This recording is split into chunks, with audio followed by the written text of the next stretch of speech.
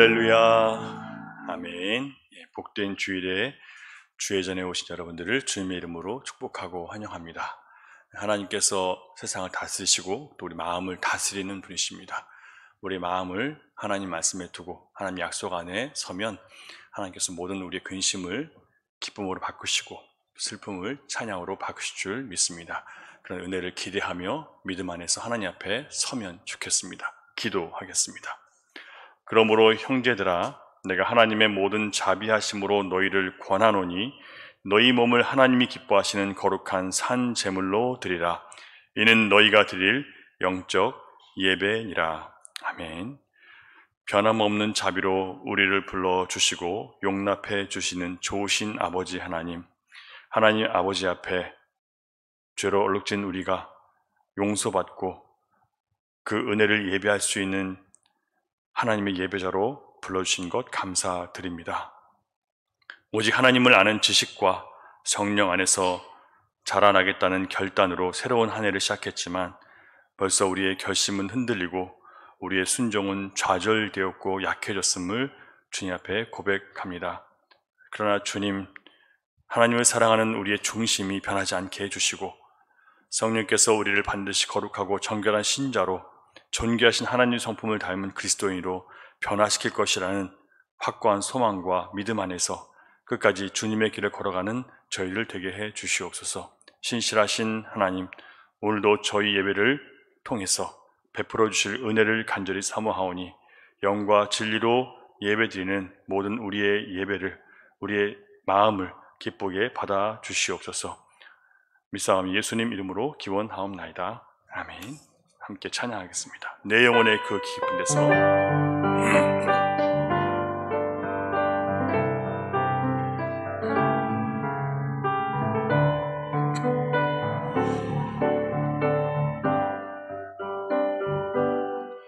내 영혼의 깊은 데서 맑은 가락이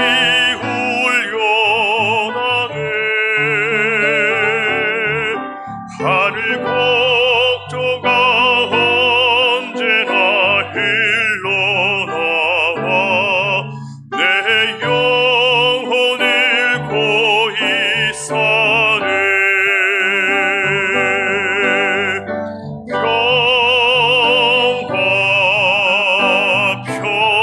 평화로다 하늘 위에서 내려오네. 그 사랑의 물결이 영원토록 내 영혼을 덮으소서. 내 마음속에서 살아 이 평화를 깊이 묻힌 법에로다. 나의 보화를 캐내어 가져갈 자 그 누구랴 한심일세.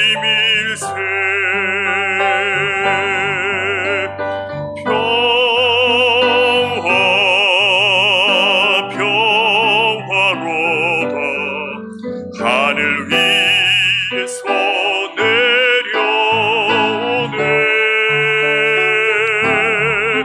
그 사랑의 물결이 영원토록 내 영혼을 덮으소서. 내 영혼의 평화가 넘쳐나며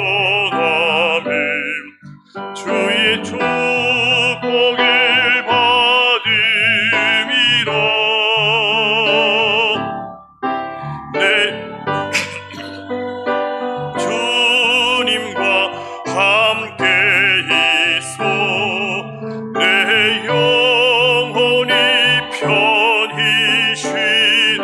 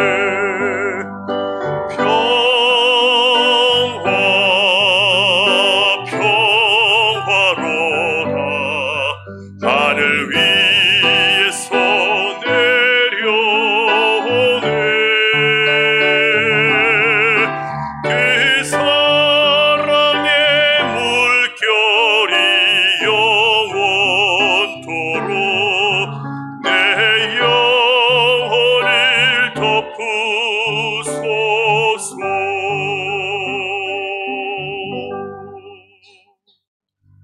아멘. 예배하는 가운데 이 평안이 여러분에게 하늘로부터 내려오기를 주님의 이름으로 축복합니다. 내가 예수 믿고서 힘차게 찬양하겠습니다.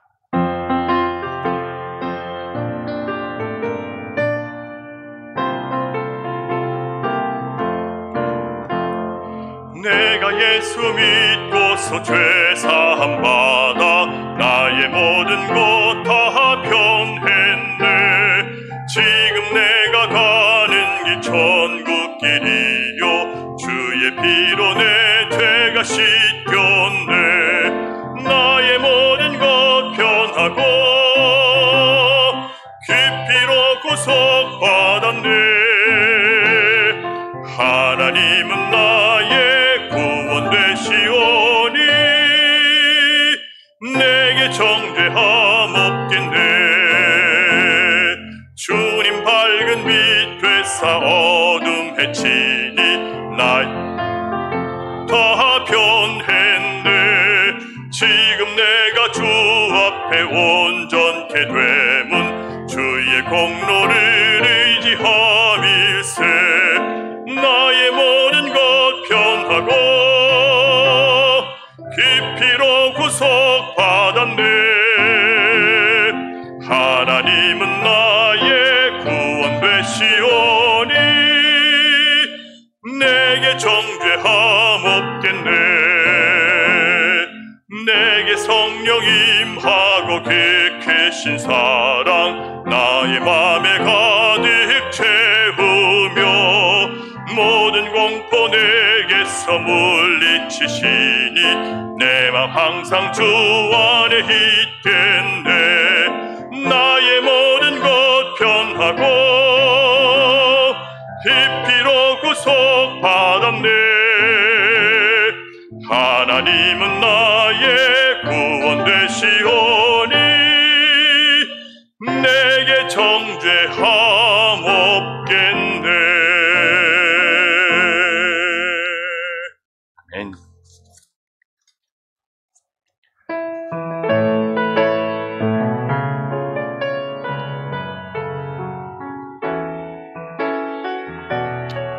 살아계신 하나님이 나의 하나님이심을 고백하면 좋겠습니다. 하나님이시여 하나님이시여 주는 나의 하나님이시로다.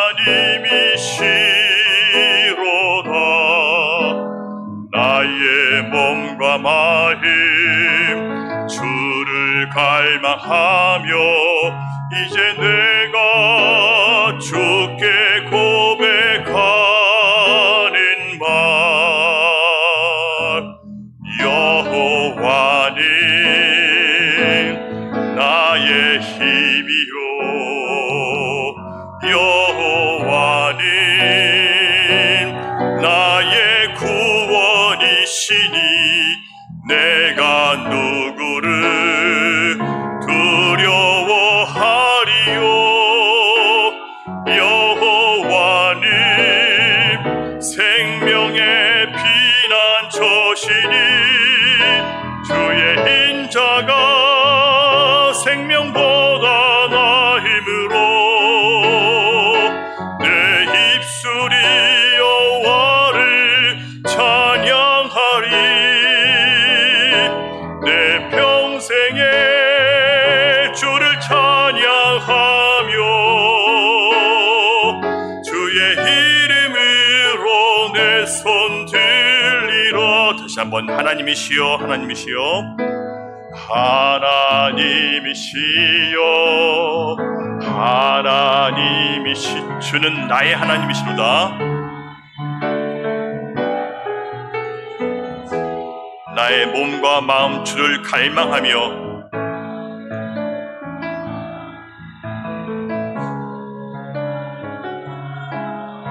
이제 내가 주께 고백하는 말 여호와는 나의 힘이요 여호와는 나의 구원이시니 내가 누구를 두려워하리요. 여호와는 생명의 피난처시니 주의 인자가 생명보다 나음으로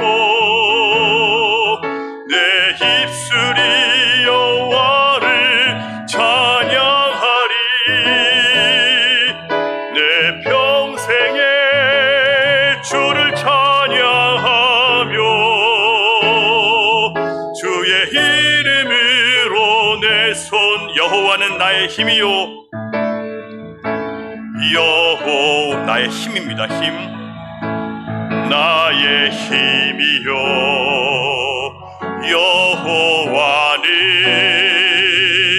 나의 구원이시니 내가 누구를 두려워하리요.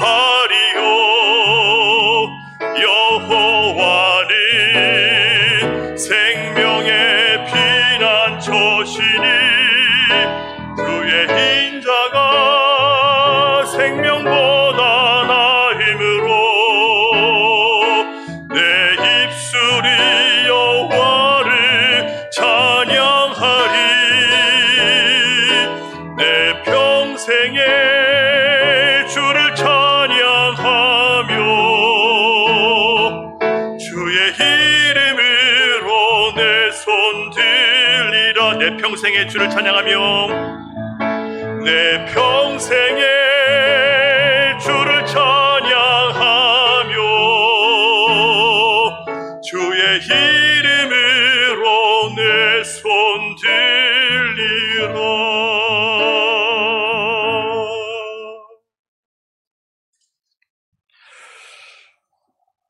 나의 구원이시며 생명의 피난처가 되어주신 좋으신 하나님, 하나님의 은혜로 우리가 여기까지 왔음을 고백하며 감사 찬양 드렸습니다.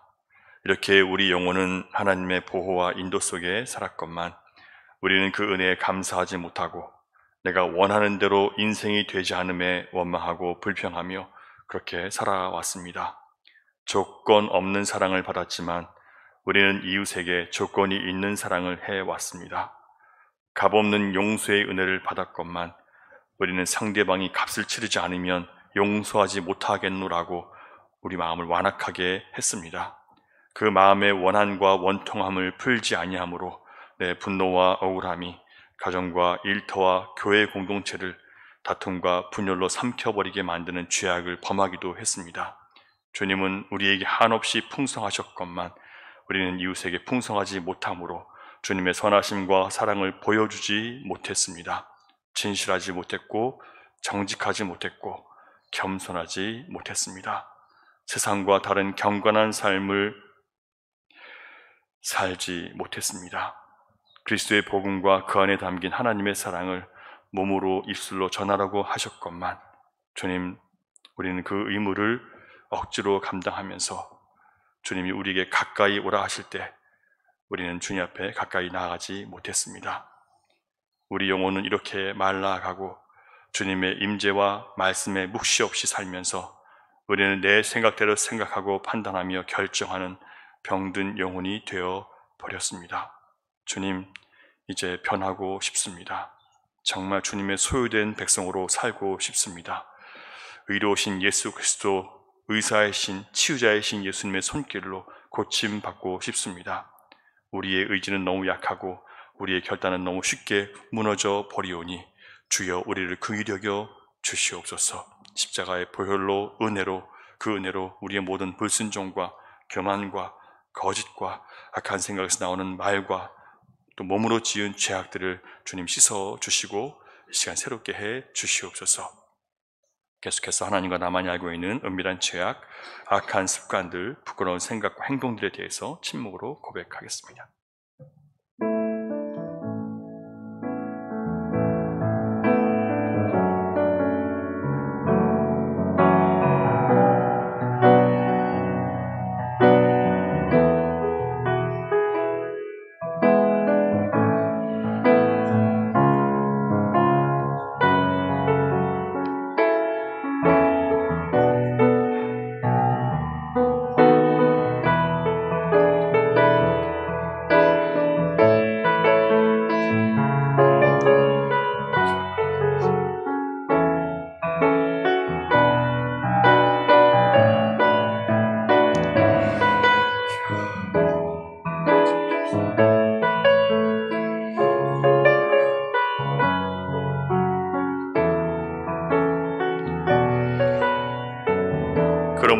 오직 그리스도 예수 안에 있는 자에게는 결코 정죄함이 없나니 이는 그리스도 예수 안에 있는 생명의 성령의 법이 죄와 사망의 법에서 너를 해방하였습니다. 아멘.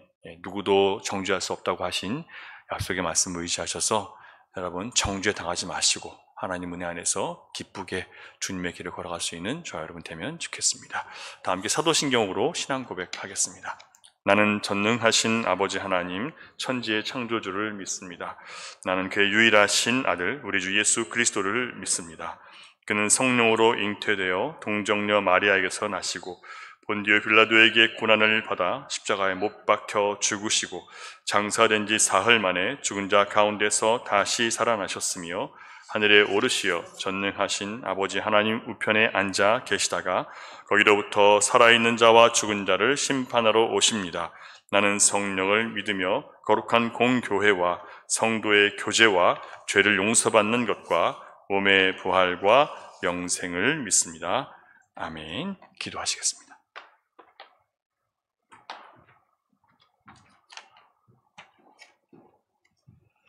기도드리겠습니다.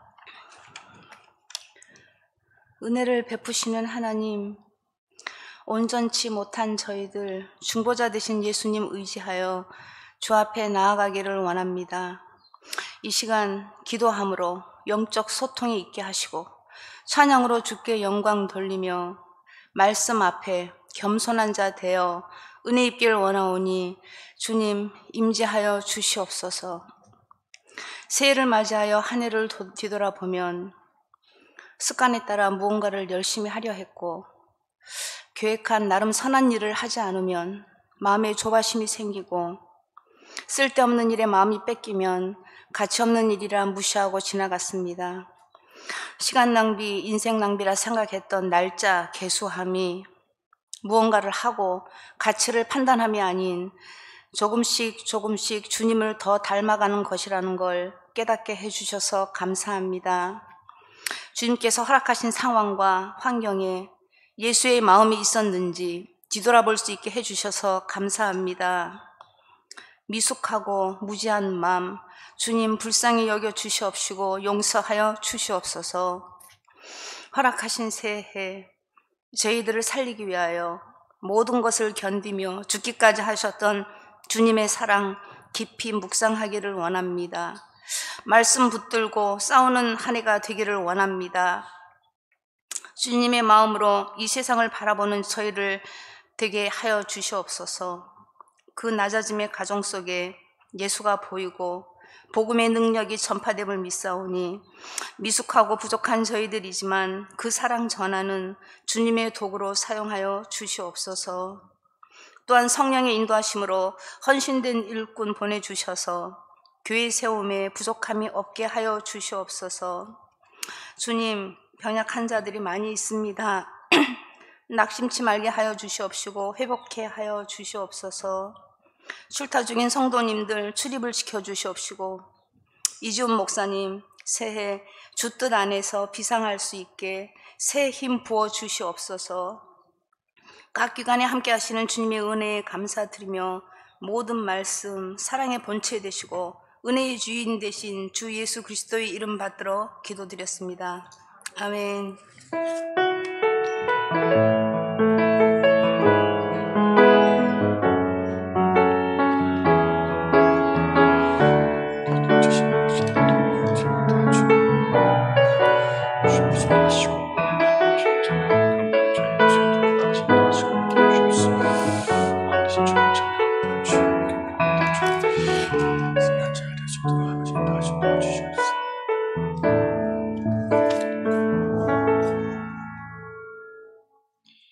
예, 교회 소식 전해드리겠습니다.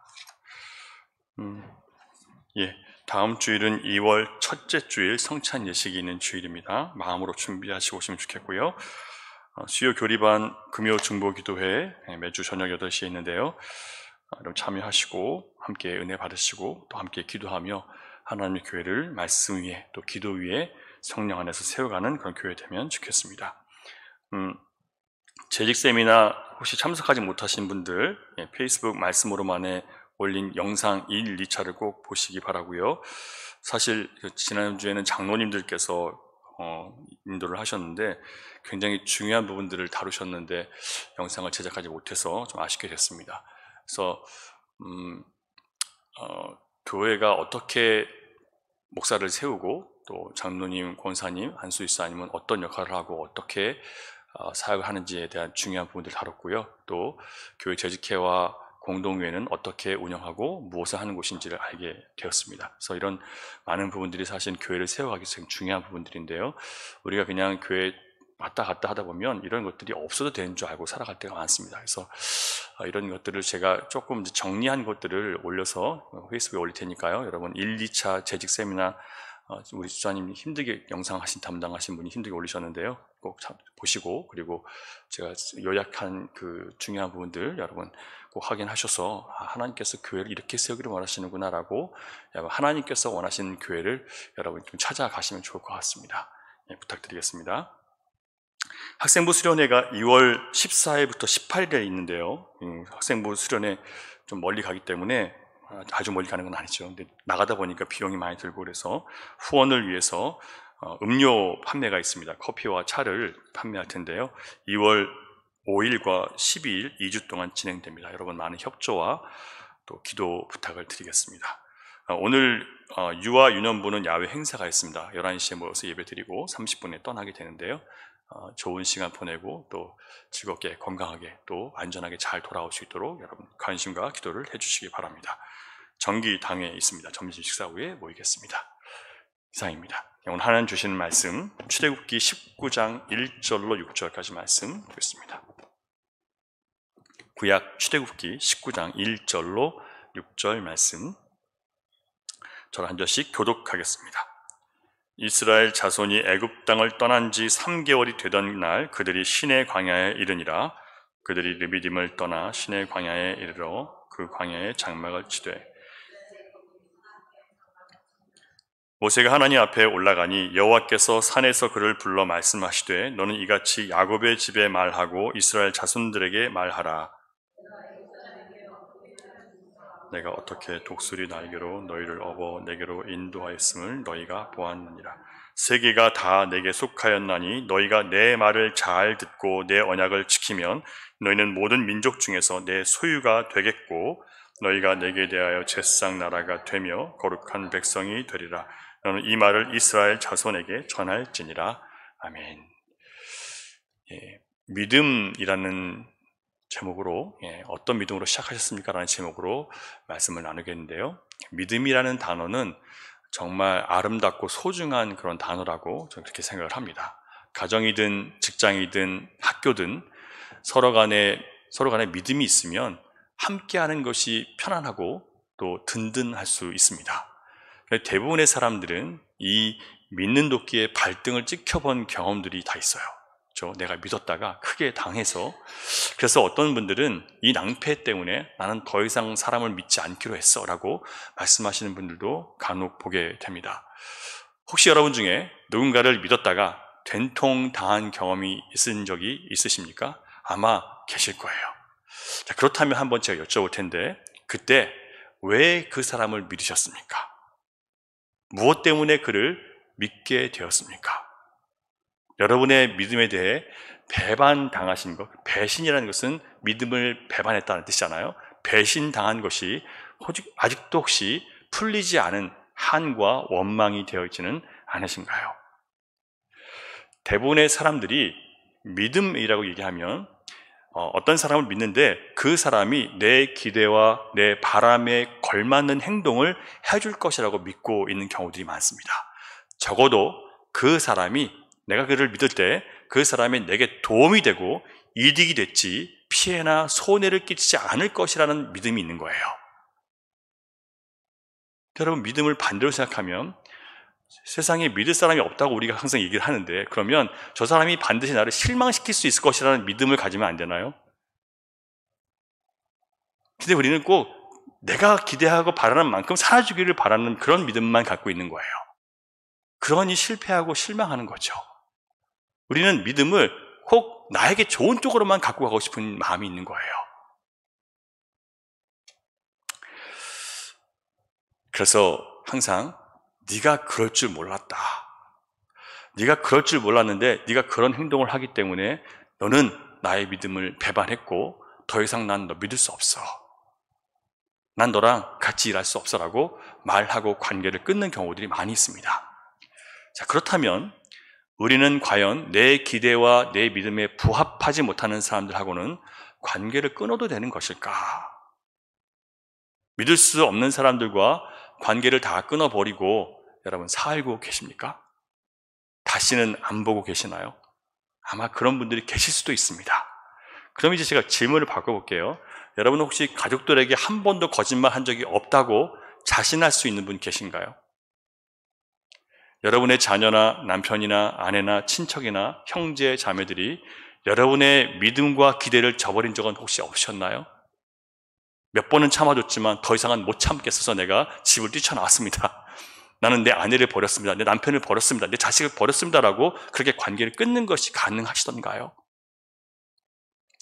부끄럽지만 제가 수도 없이 거짓말을 제일 많이 했던 대상은 누구냐면 누구보다 저를 잘 믿어주고 사랑하셨던 부모님이었습니다.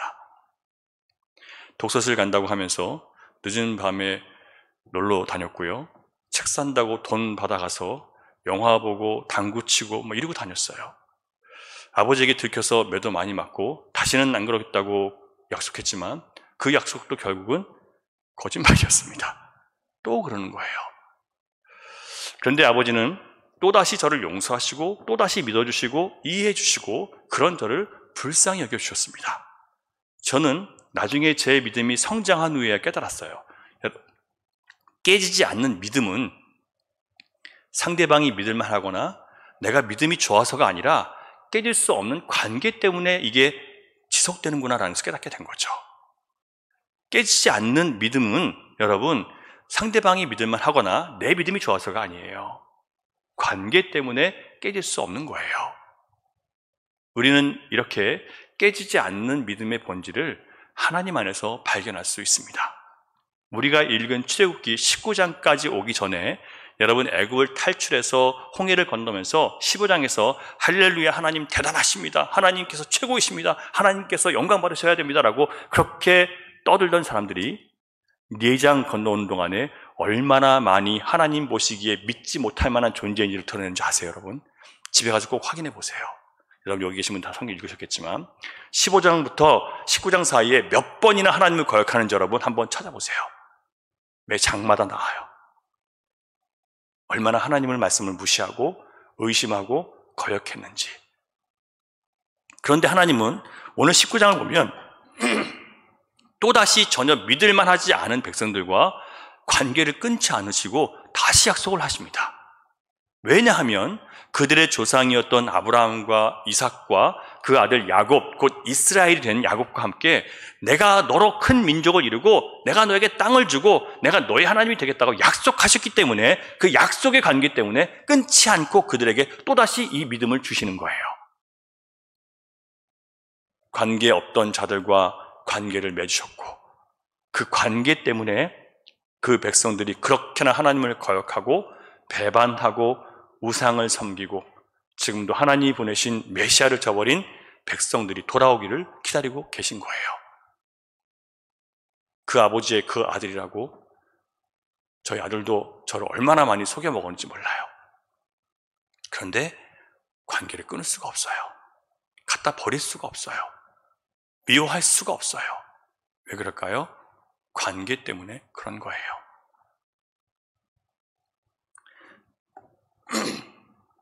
비록 나의 불순종이나 부주의함이나 믿음 없음에 대해서 하나님께서 책망과 징계를 하긴 하시지만 결코 버리지 않으시는 하나님이 나의 영원한 하늘 아버지시기 때문에 하나님이 그렇게 약속하셨기 때문에 그리고 그 약속하신 것은 반드시 지키시는 신실하신 하나님이기 때문에 저는 그 하나님 약속 안에서 그 관계 안에서 안전하다고 느낄 수 있게 되는 겁니다. 이것이 믿음이에요. 믿음은 우리가 하나님과 맺은 관계가 절대 끊어질 수 없다는 것 안에서 안전감을 느끼는 것입니다. 그런데 우리는 내가 원하고 바라지만 내 힘으로 할 수 없는 것을 도와주는 어떤 사람, 그런 사람을 내가 믿을 만한 대상으로 삼을 때가 많죠. 그리고 그런 신을 내가 믿을 대상으로 삼습니다. 그래서 배신당하는 거예요. 태평양에서 참치잡이를 하는 사람들에 대한 다큐멘터리를 제가 본 적이 있는데요. 한국 방송에서 만든 다큐멘터리인데 15명의 선원이 보기에도 아주 불안한 작은 배를 타고 바다에서 31일을 머물게 되는데 필리핀 사람들, 필리핀에서 참치잡이를 하는 사람들의 그 모습을 담은 다큐멘터리예요. 배가 작으니까 배 밑에는 사람이 잘 수 있는 곳이 없어요. 다 창고예요. 물고기를 잡으면 저장할 창고인데, 그래서 15명의 선원들은 배 위에서 정말 짐짝 구겨지듯이 이렇게 겹쳐서 자는 거예요. 먹는 음식도 보니까 한 달 동안 맨밥에 생선구이만 먹어요. 아무것도 없어요. 맨밥에 생선구이만 계속 먹는 거예요. 참치를 잡는 방법도 그물을 펼쳐서 이렇게 잡는 게 아니라, 기계로 올리는 게 아니라 낚시로 한 줄씩 갖다 했는데 70kg 이상 되는 참치를 맨손으로 하다 보니까 손이 피가 터지고 굳은 살이 막혀 있어요. 15년, 20년 한 사람도 있는데, 그런 사람들이, 경력이 많은 사람들이 한 번 가면 30일 동안 5마리에서 7마리, 많이 잡으면 10마리래요. 한 마리에 한 70만 원 정도, 한국 돈으로 70만 원 정도니까 한 600불 정도 하겠죠. 근데 그 중에 20분의 1만 잡은 사람 몫이래요. 선주가 갖고, 선장이 갖고, 그리고 다른 비용으로 지불되면 내가 하는 것은 20분의 1밖에 안 되는 거예요. 그거 갖고 자식들을, 또 식구들을 자기를 먹여 살려야 되는 거예요. 필요한 것을 사고. 정말 보기에 딱하더라고요. 그런데 그 중에 16살짜리, 17살짜리 소년 2명이 껴있어요. 참치잡이 하다가 바다에 빠져 죽은 아빠 대신 가족들을 위해서 바다에 나온 소년이에요. 다큐멘터리 제작하는 PD가 참치 몇 마리 잡고 싶으냐라고 물으니까 2마리만 잡으면 좋겠대요. 그 돈으로 뭐 할 거냐 그랬더니 동생이 학교 다니는데 가방이 없어서 가방을 사주고 싶대요. 또 다른 동생은 슬리퍼가 없어서 맨발로 다니는데 슬리퍼 사주고 싶대요. 그리고 자기는 통닭구이를 사서 동생들과 함께 통닭구이 한 번만 먹고 싶다는 거예요. 그래서 자기는 하나님께 꼭 2마리만 잡게 해달라고 간절히 기도했대요. 그런데 야속하게도 다른 경력 있는 사람들은 5마리, 7마리, 8마리를 잡는 동안 이 소녀는 정말 한 마리도 못 잡는 거예요. 40도가 넘는 땡볕에서 머리가 어지러울 정도로 참으면서 낚싯줄을 던지고 또 잡아당기지만 한 달하고 이틀 동안 한 마리도 잡지 못하고 빈손으로 돌아옵니다. 소녀는 참치 미끼로 쓰려고 계속 물고기를 잡는데 고등어 잡아요. 또 오징어도 잡아요. 그것만 말려가지고 한 꾸러미 해서 배에서 들고 내렸습니다. 다른 선원들이 배 주인에게 참치 판 값을 받는 것을 보면서 막 받는 너무 신나서 막 춤을 추는 거예요. 선원들이 너무 좋아서. 근데 이 소녀는 그 사람들 바라보면서 이렇게 부러워하는 눈초리를 쳐다보고 있는 거예요. 정말 이 선주가 단돈 1페소도 안 주더라고요. 필리핀도 페소를 쓰는데 1페소도 안 줘요. 왜냐하면 그가 배에서 먹고 마신 모든 것들이 다 자기가 제공한 거기 때문에 하나도 안 주는 거예요.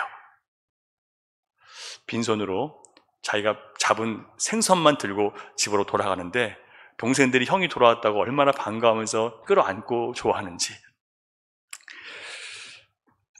근데 그 상황이 더 안타까운 거예요. 왜냐하면 빈손으로 간 걸 제가 아니까.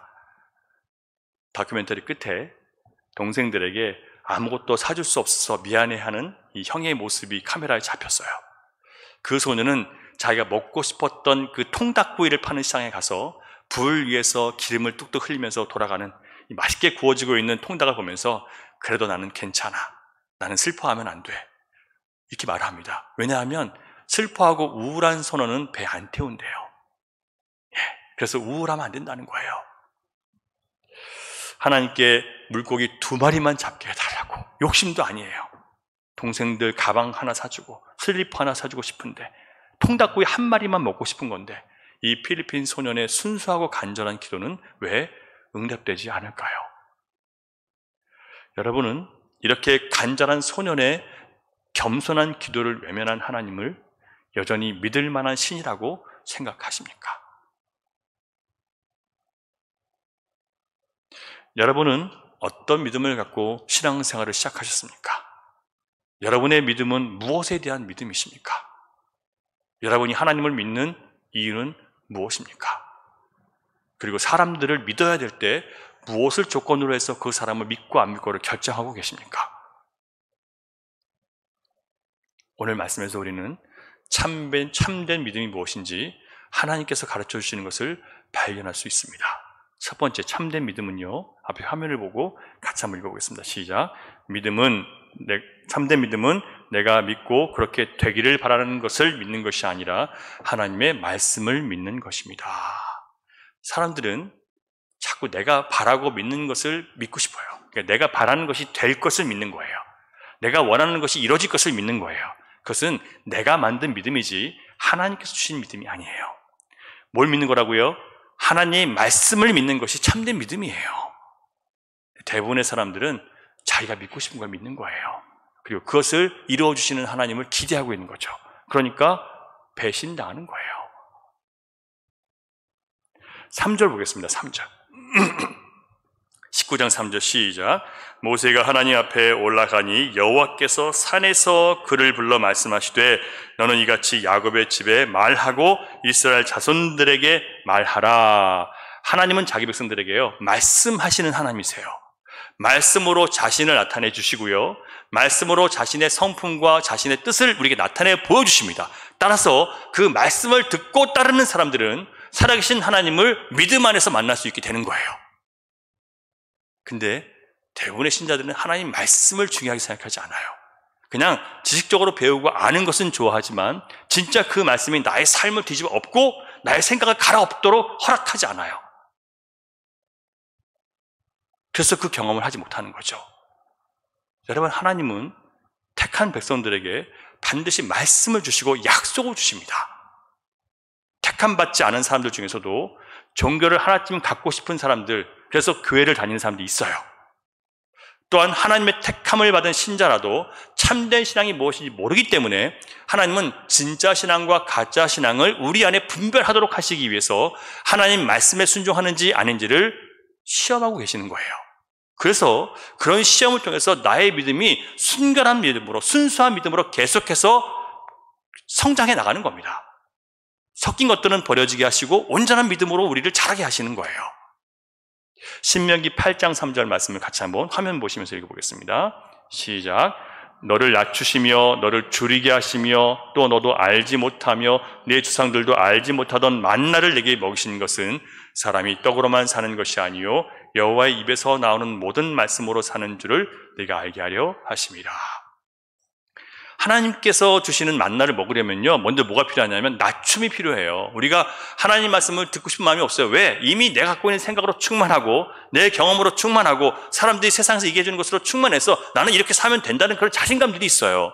그러니까 안 듣고 싶어 하죠. 그래서 그런 것들을 다 잃고 자신감을 잃게 되는 그런 상황들이 우리에게 주십니다. 낮추시는 거예요. 하나님께서 우리를 낮추실 때 그것은 작정하고 낮추시는 거예요. 어떻게 하시기 위해서요? 말씀의 사람이 되게 하시기 위해서 낮추시는 거예요. 그걸 여러분 원망하시면 안 돼요. 내가 교만했구나, 내가 헛된 것을 의지했구나, 헛된 것을 자랑하고 살았구나라고 깨달아야지. 왜 하나님 나를 이렇게 비참하게 만드십니까? 라고 하면 안 되는 거예요. 그게 하나님의 뜻이기 때문에, 낮춰야만 듣기 때문에. 너를 줄이게 하셨대요. 내가 원하는 대로 얻지 못해요. 광야가 그런 곳이었어요. 먹고 싶은 거 못 먹어요. 주님이 주시는 것만 먹어야 된대요. 얼마나 짜증나요. 한번 생각해 보세요, 여러분. 매일매일 똑같은 것만 주시는데 그것만 먹으라고 하면 기분 좋으시겠습니까? 근데 그걸 훈련이라고 하시는 거예요. 똑같은 것만 먹고 살래요. 30일 동안 밥이랑 생선만 먹는 이 친구 보세요. 자기들도 나중에는요, 더 이상 구역질라서 못 먹겠다고 얘기를 해요. 그래서 살기 위해서 먹는 거예요. 그리고 그렇게 하면서 강한 업으로 거듭나고 있는 거예요. 근데 우리는 그런 것들을 받고 싶어 하지 않은 거죠. 쉽고 편하게 사는 것을 원해요. 그리고 그렇게 해주지 않는 하나님을 원망하는 거예요. 잘못된 믿음을 갖고 잘못된 것을 기대하다가 실망하는 거예요. 하나님은 오히려 우리를 낮추세요. 줄이게 하세요. 왜? 그래야만 우리가 사람이 떡으로만, 이것은 떡이라는 것은 세상이 제공하는 것들을 통해서 내가 산다는 거예요. 내가 힘으로 얻을 수 있는 것들 얘기해요. 그것으로 살 수 없고 하나님 말씀이 있어야만 정말 살 수 있다는 것을 깨닫게 하시기 위한 거래요. 이 하나님의 말씀을 자신의 생명의 양식으로 먹고 사는 사람이 되도록 하시기 위해서 하나님은 우리를 낮추신다는 거예요. 줄이게 하신다는 거예요. 이게 우리의 믿음을 자라나게 하시는 하나님의 방법입니다.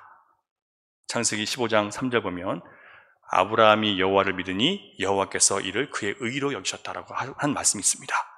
아브라함이 무슨 말씀을 믿었냐면요, 자신과 아내가 이미 늙어서 80이 넘었고 아내도 점점 출산 가능성이 없어지고 있는데 그를 바깥으로 데리고 나가서 밤에 내가 저 하늘의 별같이 많은 후손을 너에게 갖게 하겠다. 이 말씀을요 아브라함이 믿는 거예요. 상식적으로도 믿을 수 없고 과학적으로도 웃기는 말이지만 그는 그에게 말씀하시는 분이 하나님이셨기 때문에 자기의 의심과 생각을 버리고 그것을 믿는 거예요. 하나님은 그런 아브라함을 뭐라고 하세요? 너 의롭다라고 말씀하시는 거예요. 의로운 믿음은요, 하나님 말씀을 내가 믿을 수 없고 받아들일 수 없는 환경에서 하나님이 하신 말씀이기 때문에 믿는 것이에요. 그 말씀하시는 분이 하나님이시기 때문에, 관계 때문에, 하나님이 어떤 분이시라는 것을 우리가 성경을 통해서 봤고 그분이 위대한 하나님이시기 때문에 내가 그분을 믿는 거예요. 나의 생각과는 상관이 없어요. 나의 판단은 중요하지 않아요.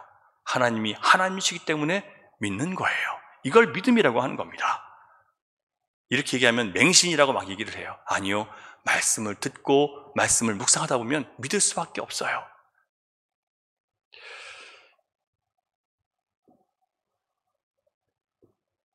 그렇기 때문에 여러분, 우리는 하나님의 말씀을 믿음으로 의롭다 하김을 받기 때문에 세상 사람들이 볼 때 저 사람은 정말 착하고 남들 보기에 정말 의롭게 살아 라고 하는 사람도 천국에 하나님께서 합당하게 여기셔서 천국에 데리고 갈 수 있는 사람이 될 수 없는 거예요.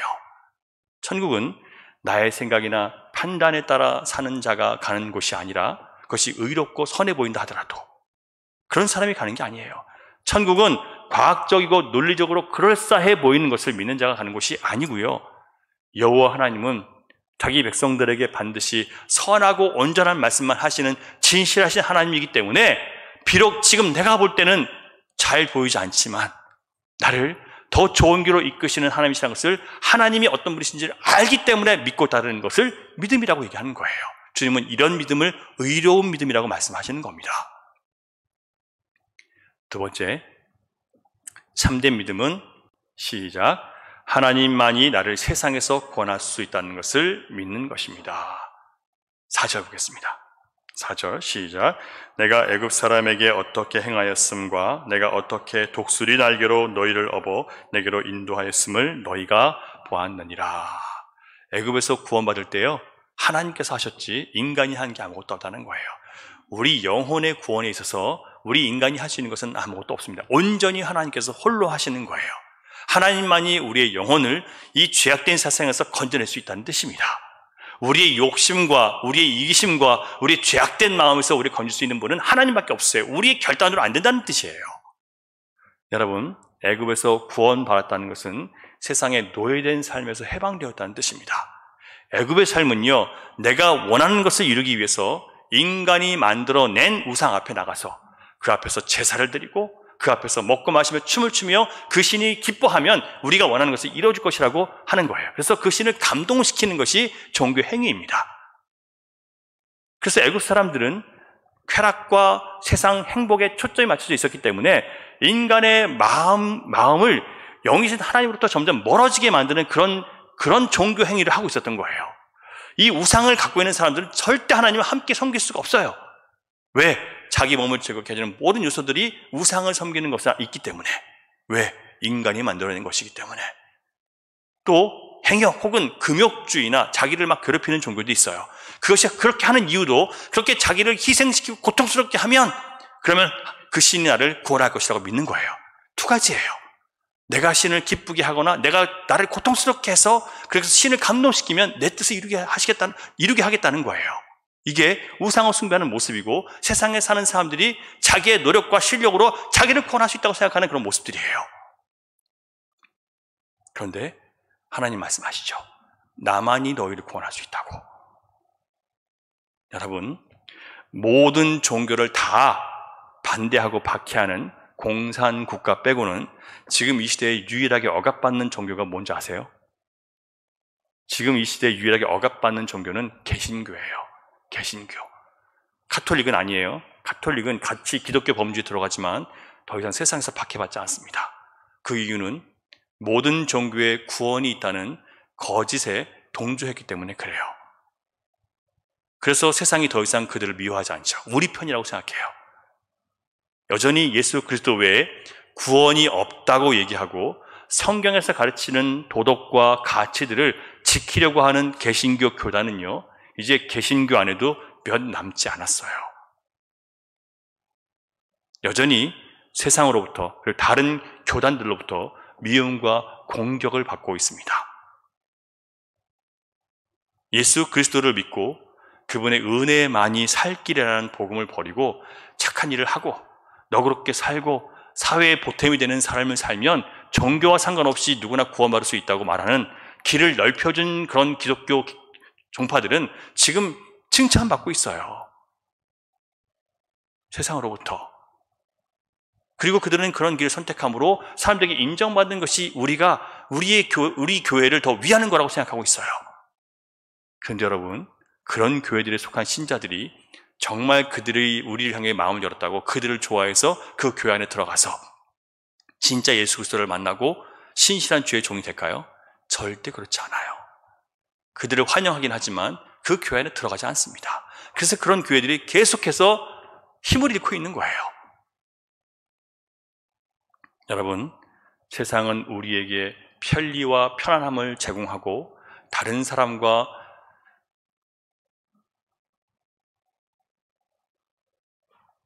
편리와 편안함을 제공하고 또 다른 사람들이 모든 사람들이 원하는 거짓된 평안을 줄 수 있을지는 몰라도 하나님과 화목하게 됨으로 믿음 안에서 주어지는 그런 마음의 안식을 줄 수 없습니다. 이건 여러분 예수님만 주실 수 있는 거예요. 그렇기 때문에 세상이 우리에게 만족과 평안과 또 기쁨, 온전한 기쁨의 삶을 제공할 수 있을 것이라는 모든 헛된 믿음에서 우리는 구원받아야 되는 거예요. 이게 바로 애굽에서 탈출하는 겁니다. 우리를 세상에서 집착하고 그 안에서 기뻐하는 우리를 탈출시킬 수 있는 유일한 분은 하나님밖에 없으신 거예요. 예수님밖에 없으신 거예요. 하나님은 세상이 종이 되어서 세상이 요구하는 것에 끌려다니는 상태에서 우리를 건져내시기를 원하십니다. 그래서 그리스도 안에서 자유를 누리게 하시기 위해서 예수님을 보내셨습니다.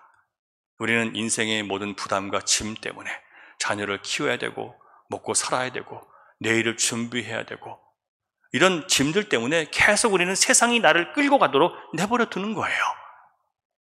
주님과 만날 수 있는 시간까지 빼앗아 버리도록 허락하고 있는 거예요. 주님은 우리를 그런 상태에서 건져내시기를 원하시는 거예요. 세상에 끌려다니는 게 아니라 세상의 주인 되라고 하시는 거예요. 시간에 끌려다니는 노예가 아니라 시간을 다스리는 사람이 되라고 하시는 거예요. 그게 예수 그리스도를 믿는 사람에게 주어진 은혜이고 복이에요. 근데 우리는 끌려다니고 있죠.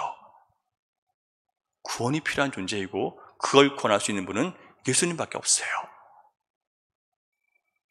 여러분, 예수님은 세상의 돈, 세상의 명예, 세상의 인기로부터 전혀 영향받지 않으셨습니다. 내일의 삶에 대해서 준비하느라고 오늘을 희생하는, 주님과의 관계를 희생하는 그런 삶에 끌려다니지 않으셨어요. 우리는 그렇게 끌려다니고 있죠. 그 예수님 바라보셔야 됩니다.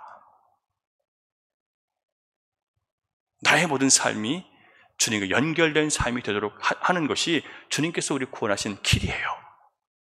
우리는 이것을 계속해서 묵상해야 됩니다. 이것이 하나님 앞에 온전한 믿음으로 우리를 이끄시는 하나님의 뜻이에요. 세 번째, 참된 믿음. 시작. 하나님께서 온 세상의 주인이심을 믿는 것입니다. 여러분, 하나님께서 온 세상의 주인이시에요. 왜냐하면 세상을 창조하신 분이 하나님이시기 때문에. 5절 보겠습니다. 시작. 세계가 다 내게 속하였나니 너희가 내 말을 잘 듣고 내 언약을 지키면 너희는 모든 민족 중에서 내 소유가 되겠고. 여러분, 우리 그리스도인들이 세상을 이기는 힘을 가지려면 이 믿음을 가져야 돼요.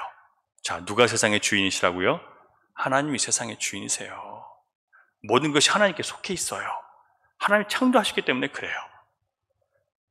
창세기 1장 1절 뭐라고 합니까? 태초에 하나님이 천지를 창조하시니, 이렇게 시작해요. 여러분, 어떤 종교의 경전에도 이렇게 대담하고 상상을 초월하는 말씀으로 시작하는 그런 경전은 없어요. 여호와를 믿는 유대교와 기독교밖에 없어요. 내가 태초에 세상이 창조되기 전에, 세상 끝 처음에 내가 하늘과 땅을 지었다. 어마어마한 말씀으로 우리는 성경을 시작하고 있는 거예요. 이슬람도 모세오경을 믿지만 엄격하게 말하면 그들이 만들어낸 하나님을 믿고 있지 성경이 말하는 진짜 하나님을 믿는 게 아니에요. 예레미야는 이렇게 선포합니다. 예레미야 10장 11절 같이 읽을게요. 시작. 너희는 이같이 그들에게 이르기를 천지를 짓지 아니한 신들은 땅 위에서 이 하늘 아래에서 망하리라 하라. 얼마나 놀라운 말씀입니까? 하늘과 땅을 짓지 않은, 창조하지 않은 신들은요, 다 망할 거예요. 예수님 다시 오시는 그날 다 불태워지고 다 녹아버리고 다 흔적도 없이 사라질 것입니다. 이것은 우리가 다른 종교를 인정하지 않는 배타적인 종교라서 그렇게 하는 게 아니고요, 홀로 진리신, 홀로 세상을 창조하신 하나님을 믿는 진리를 가진 신자들이기 때문에 이걸 선포하는 거예요. 이 신앙 때문에 우리는 미움을 당하는 겁니다. 이 신앙 때문에 세상으로부터 따돌림을 받는 거예요. 그렇다면 여러분, 얼마든지 받으셔야 돼요. 주님밖에 구원이 없다는 것 때문에 여러분 공격을 받으신다면, 다른 사람들이 여러분과 그러면 당신과 같이 사업 안 하겠다 하면 그렇게 하시는 거예요. 그게 믿음이에요. 아브라함은 하나님이 천지를 지으신 하나님이라는 것을 알고 고백합니다. 천지의 주제이신 여호와 하나님. 야곱도, 모세도, 다윗도, 욥도 그들의 고백 가운데 하나님이 천지를 지으신 하나님이라는 고백을 해요. 다윗은 이렇게 시편에서 고백합니다. 우리의 도움은 천지를 지으신 여호와 이름에 있다라고 찬양합니다. 그의 친구였던 도로왕 히람도 다윗을 보면서 하나님이 천지를 지으신 분이라고 함께 찬양하며 고백합니다. 여러분, 하나님의 손에 쓰임받았던 사람들은 모두 하나님이 천지를 창조하시고 다스리시는 분이라는 것을 믿었던 사람들이에요. 그걸 알고 믿었기 때문에 전쟁에서 나가서 이기고, 절망적인 상황에서 이기고, 모든 슬픔과 죽음의 두려움 앞에서, 인간의 한계 앞에서 담대하게 승리를 선포하고 승리를 이뤄냈습니다. 그래서 우리가 사도신경을 외울 때 나는 전능하신 하나님, 누굴 믿어요? 천지의 창조주를 믿습니다라고 고백하는 거예요. 이게 신앙이에요. 그리고 이 고백을 내 삶에 실제로 적용할 줄 알아야 됩니다. 이 신앙 고백은 우리를 모든 절망에서 건져내 주시고 죄의 저주로부터 살리시는 분이 바로 하늘과 땅을 창조하신 하나님이시라는 것을 믿는 고백이에요. 그 하나님께서 이제 메시아, 곧 예수 그리스도를 이 땅에 보내셔서 하나님과 원수되게 만들었던 모든 죄의 저주에서 우리를 건져내셨으므로 이제 우리는 하나님과 예수님 안에서 화목하게 되었다는 것을 믿는 거예요. 그래서 그 아들 안에서 하나님의 위대하심을 믿고 그 하나님의 위대하심을 내가 내 삶에서 고백하며 이기게 되는 거예요. 이것을 믿음이라고 하는 겁니다. 종교개혁자 칼빈은 이렇게 말을 해요. 믿음은 생명의 원천이신 하나님께로 가는 길은 그리스도밖에 없다는 것을 단정하는 것입니다. 생명의 원천이신 하나님께로 가는 길은 누구밖에 없어요? 그리스도밖에 없다. 로마서 10장 17절 시작. 그러므로 믿음은 들음에서 나며 들음은 그리스도의 말씀으로 말미암았느니라. 여러분, 또한 칼빈은 믿음의 근거는 오직 하나님 말씀에 있다고 얘기를 합니다. 그 말씀만이 우리 믿음을 자라게 할 수 있다고 얘기를 해요. 다윗은 성도 안에 믿음이 생기려면 두 가지가 필요하다고 얘기하는데, 첫째, 같이 한번 읽어볼까요? 시작. 그리스도께서 친히 하신 말씀을 하나님 말씀으로 받아들이는 것. 둘째, 권위에 복종하여 교훈을 받는 것. 이게 믿음이 자라나는 방법이라는 거예요. 예수님께서 하신 모든 말씀을 하나님 말씀으로 받아들이는 것. 둘째, 그 그리스도의 권위에 복종해서, 그리스도와 나와의 관계가 뭐예요? 예수님이 나의 주인이시고 나는 그의 종이에요. 그 관계 때문에 내가 그 말씀을 받아들여서 교훈으로 삼아서 복종하는 거예요. 그게 믿음이에요. 그랬더니 하나님의 모든 뜻이 예수님을 통해서 이 땅에서 온전히 이루어졌잖아요. 믿음은 그런 능력이 있습니다. 2012년 제가 한국에서 청년부를 담당할 때 있었던 일이에요. 청년 중에 하나가 좀 회사에서 실직을 당해가지고 우울한 시간들을 보내게 됐어요. 그러다가 새벽마다 나와서 새벽 기도를 하더라고요. 말씀을 듣다가 기도하는데 주님께서 자기에게 이런 질문을 던지셨다는 거예요. 무슨 질문이냐 했더니, 네가 만일 내가 정말 원하는 일 때문에 일이 있는데 나 때문에 그것을 포기하게 되더라도 너는 그래도 나를 사랑할 수 있겠느냐. 그런 기도하는 가운데 그런 질문을 하나님께서 자기에게 던지셨다는 거예요. 너는 정말 네가 하기를 원하는 일이 있는데 그것을 나 때문에 포기해야 되는 상황이 와도 그래도 날 사랑할 수 있겠니? 근데 그때는 무슨 말씀인지 몰랐다는 겁니다. 그런데 몇 주 후에 두 회사에서, 이력서를 냈던 두 회사에서 면접을 보러 오라고 했다는 거예요.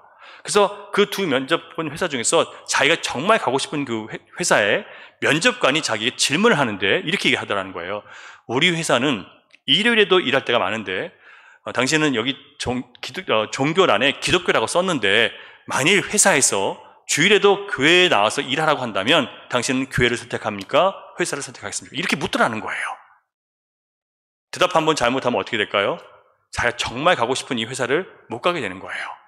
망설이고 있는데 하나님께서 자기에게 기도 가운데 물으셨던 질문이 생각나더라는 거예요. 그래서 저에게 와서 나중에 하는 고백이 뭐냐면, 그 고백이 생각이 나서 그 면접관에게 자기 이렇게 대답했다는 거예요.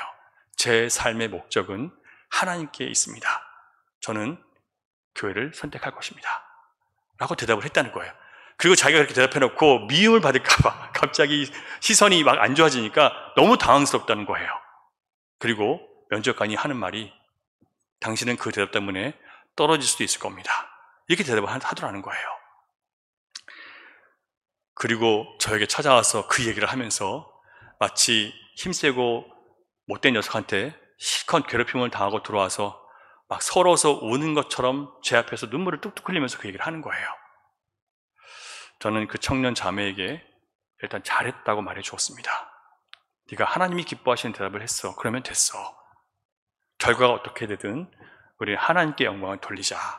네 인생을 좌우하는 것은 면접관이 아니라 세상의 주인이신 하나님이셔. 면접을 할 때는 그 사람이 그 상황의 주인처럼 보였을지 모르지만 그러나 그 상황의 주인은 우리가 믿는 하나님이셔. 그렇게 얘기하고 위로하고 보냈어요. 보내놓고 나서 이제 저도 걱정이 되는 거죠. 걱정하지 말라고 해놓고 혹시 얘가 안 되면 어떡하지? 이렇게 믿음으로 선언을 했는데 많이 안 되면 얼마나 실망할까? 걱정이 돼서 저도 계속 기도할 수밖에 없었습니다.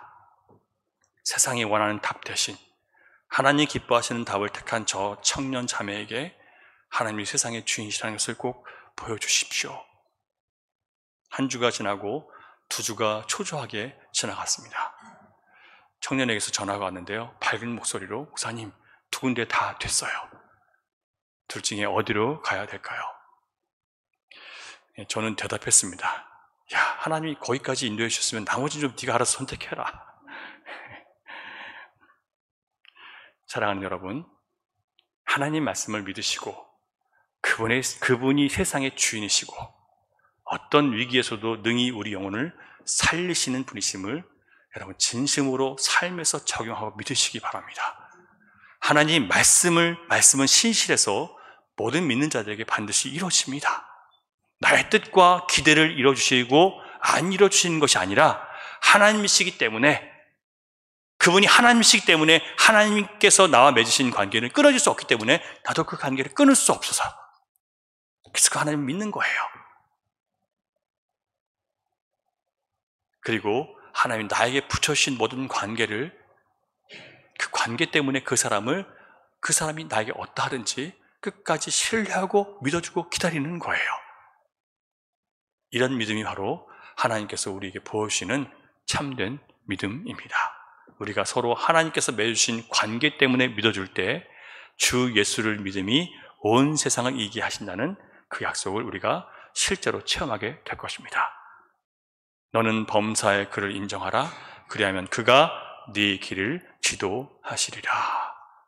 이 약속의 말씀을 믿고 여러분 믿음 안에서 우리의 삶을 부수고 뚫고 나와서 하나님의 살아계심을 진짜 보여주는, 경험하는 그런 삶이 되기를 주님의 이름으로 축원합니다. 우리 같이 기도하겠습니다. 전사님 나오시고.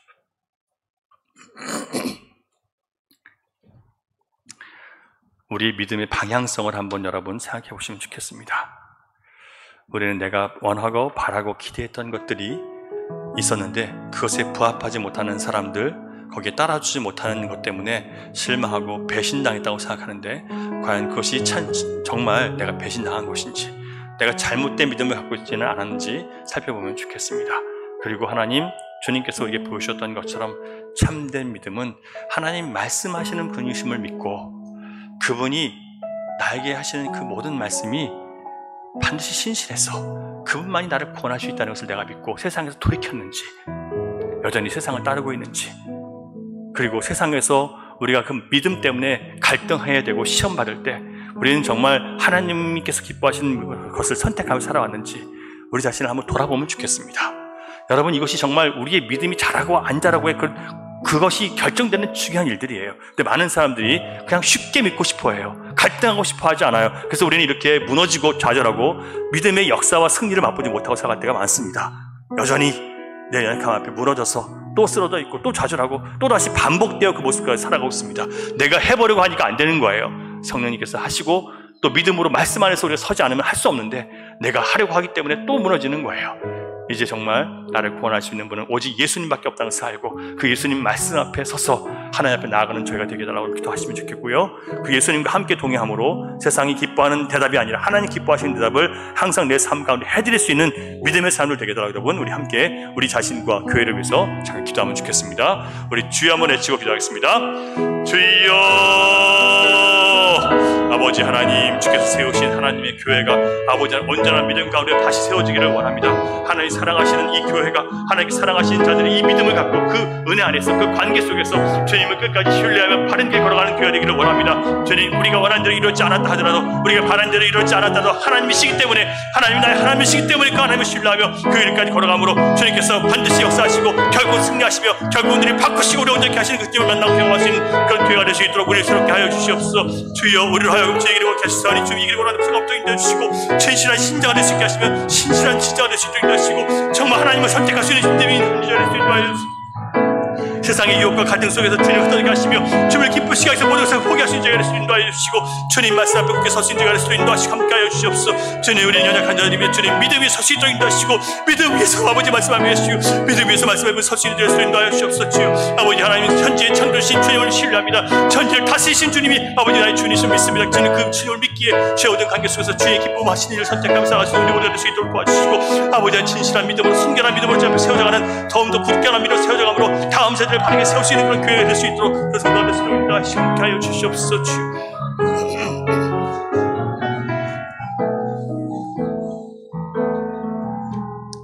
오늘은 주 앞에 나와 제사를 드리네 찬양하겠습니다.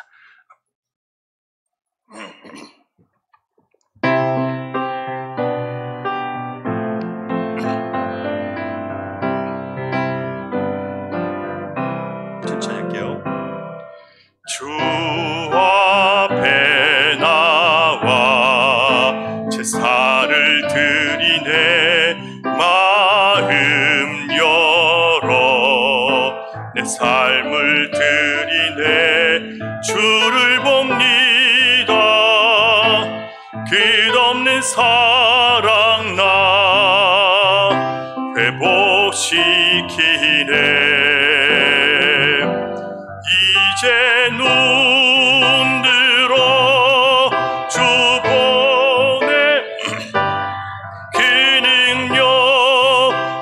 새롭게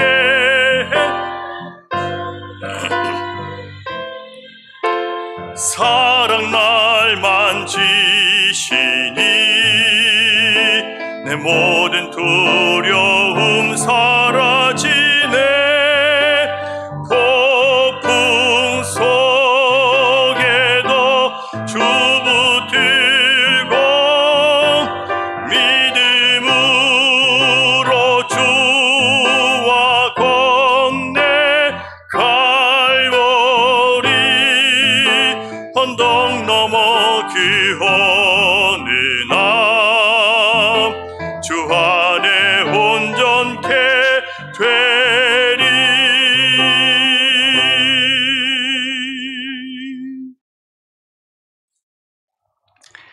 이제는 우리 주 예수 그리스도의 크신 은혜와 아버지 하나님의 그 무한하신 사랑과 성령님의 감화, 감동, 교통, 역사, 위로, 인도하심이 이제 참된 믿음이 무엇인지 하나님 말씀을 통해서 배우고 오직 하나님만이 나의 구원이심을 알고 더 이상 세상에 기대에 소망하지 않고 오직 주님만 바라보며 그 말씀을 의지해서 하루하루 살아가기로 다시 한번 결단하고 또 다시 한번 주님 앞에 우리 마음을 쏟아붓는 사랑하는 주님의 자녀들의 머리 위와 그들의 가정과 일터와 미래 가운데 흩어져 있는 교회와 선교지 가운데 이제로부터 영원토록 함께 하시기를 간절히 축원하옵나이다. 아멘.